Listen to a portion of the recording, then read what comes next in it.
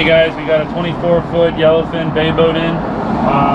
Minor stuff on this one. Did a 100-hour service on it and fixed this power pole. He had a line that was leaking down here that got crimped in there, so we put new hoses to the pump, did an oil change, greased her up.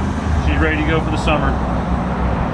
Got an older Intrepid here. The boat's been sitting for 2.5 years because of COVID. The customers couldn't come in town for it.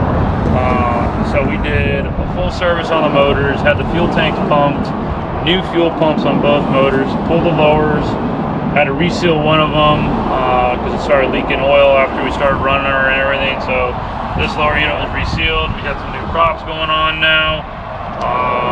New steering cylinder, had to reseal the trim, had to have the water tanks pumped, holding tanks pumped. So this thing was sitting for 2.5 years. We had it fully detailed. Detail came out amazing.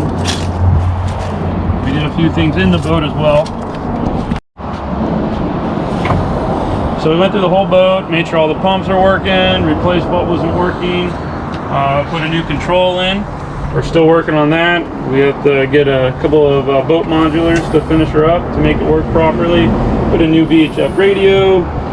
We did a new stereo a while back.